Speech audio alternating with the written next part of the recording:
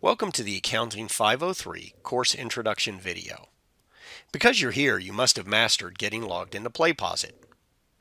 A number of the videos in this course use PlayPeTA, and many of them have quiz questions as you work along. More on that later. This course is about individual income taxes. Many students claim individual taxes are more interesting than business taxes because they believe it will apply to them someday personally. I'm here to tell you it is more interesting. Okay, how do we translate what we hope to accomplish in this course into a simple, easy to read list? Well, it's the course learning objectives, of course. I would suggest you go ahead and take a print off of your syllabus as you work through the rest of this introduction video. If you need to take a break and do that now, go ahead, pause the video, print off your syllabus, and have it handy. In any event, the course learning objectives are as follows. You should be able to apply the individual income tax formula and identify and compute the components of gross income, adjusted gross income, federal tax income, and ultimately, of course, the federal income tax liability. You should show the compliance process and prepare basic individual federal tax returns.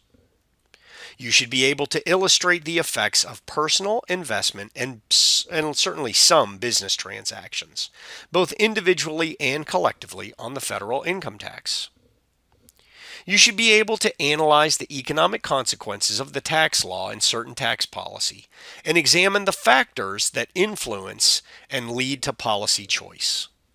And lastly, you should be able to examine tax law sources and demonstrate effective individual income tax planning. Okay.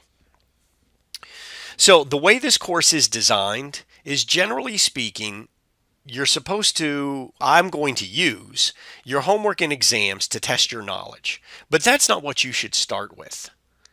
So each module, you should basically do the same thing: lather, rinse, and repeat.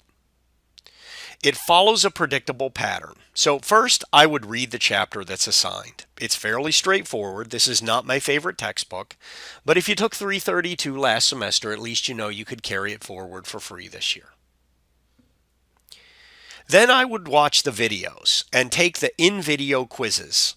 So in PlayPeTA, the questions are part of the video itself. You are required to answer the questions, and they will be assessed for grades. Next, of course, come to class. The first thing we'll do every class period is host a quiz. The quiz is designed for you to show me that you've read the chapter and you've watched the videos. And in fact, it wouldn't surprise me if a number of the video questions find themselves directly into the quiz itself. Then you should do the homework, although some people might argue you should do the homework before you come to class.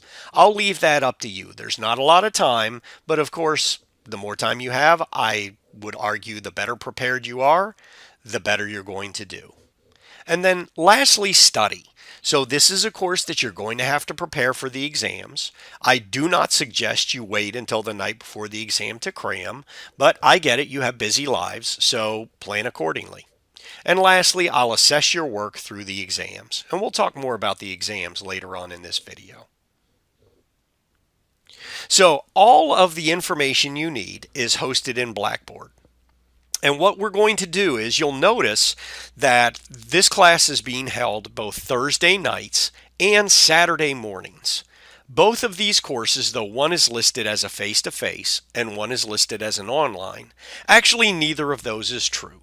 Both sections of this course are going to operate as a hybrid course, which is to say I'm going to post at least a 1-hour video lecture each week, and then you'll come to class and we'll work applications of the things that you've read and you've watched in the videos. So be sure to watch the videos before you come to class, and of course, take the PlayPeTA quizzes. PlayPeTA is an interesting tool. You'll have to log into the PlayPeTA website. I have a short video that shows you exactly how to do that posted in Blackboard. And what happens is I layer quizzes inside the videos themselves. So the PlayPeTA quizzes are also not designed to be difficult, but they are for points. But look in your syllabus. It's not that many points, only 5% of your grade. These are the easy points. Make sure you do them and get those easy points. The textbook for this course is available through immediate access. This is a system by which the textbook is made available to you right in the Blackboard website. It's charged directly through your fees through Web Portal. And unless you opt out, you will purchase the book at the price we've negotiated with the publisher. And I can tell you that we've tried to do a really good job of negotiating a fairly inexpensive price for this textbook. In fact, if you can do better on the outside, I encourage you to do so. If you decide to go through immediate access, that is for an ebook. The ebook reader for this textbook isn't great, but it is functional. If you don't like it, you can also purchase a printed copy for an additional charge. And I believe last semester it was $40. It might be $45 this semester. And you do that again through the exact same way. You can add additional items, I believe, when you go through immediate access. And one of those items is a printed version of the textbook. And I believe it takes about a week to get to you. Okay, one of the other things we use for all of our homework assignments is something called MyAccountingLab. If you've never used a Pearson accounting or business textbook before, everything they have is called MySomethingLab. In this case, it's accounting. The website, the homework website, is maintained by Pearson. And what that means is there's very little support I can provide to that website. Probably the best I can do is help you out with questions you might have about trying to get the right answers in the homework. Although homework is great, one of the things I encourage you to do is work with your classmates to finish the homework. There's a course link provided to MyAccountingLab directly in Blackboard. I would encourage you to use those links. Do not sign up separately. You will need to purchase access codes either with the text through immediate access, or if you already have a book or you purchase the book outside, you'll have to request a MyAccountingLab access code directly from Pearson. Again, I cannot provide those. So the course logistics are there are 15 modules, basically one module per week. So again, the suggested order: read, watch the videos, do the homework or take the quiz, come to class, whichever you decide to do first, and then we'll take the exams. And of course, the exams are not every week. We have 2 midterms and 1 final exam. So all of these exams are closed notes, closed book. I'm not a big fan of bringing note cheat sheets to your exams because, as it turns out, there's a giant certifying exam that many accounting students take at the end of this program. It's called the Uniform CPA exam. They allow for no notes, closed book. So as a result, all I'm trying to do is get you ready for that exam. To the extent you need technical information, things like tax tables and thresholds for phase outs that change from year to year, those will be provided for you in something called the table pack. And the table pack is posted and waiting for you in Blackboard.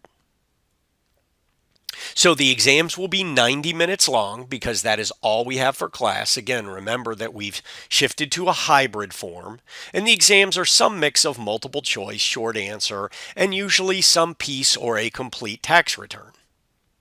We will use a par score form, which are the red forms for bubbling in multiple choice answers, and typically it's the narrow red one, and I'll show you guys an example of that in class. Okay, so how do you succeed in Accounting 503? Well, there's no question that first and foremost, you gotta go get the easy points. If you look at your syllabus, first off, there's a quiz on the syllabus. You should ace that. That is open book, open notes. You should do the resume assignment. The resume assignment is easy points. All you have to do is turn it in by the due date. You should take all the PlayPETA quizzes. Those are worth 5% of your grade collectively, but those are easy points. You should, of course, do the homework. You should prepare for the in-class quizzes. The in-class exercises you'll be able to do generally with your classmates. Most students perform very well as long as they're in class and they do them. And then lastly, you can see the bulk of the points actually come from the exams. Those are not the easy points, but you got to work to get those anyway. So I say use the homework as a warm-up quiz. I don't think there's any doubt that this book's been out now for about 7 months. I'd be willing to bet that if you Googled any single homework question, you could find the solution for that question. You could punch the number into MyAccountingLab and move on, getting 100% on the homework.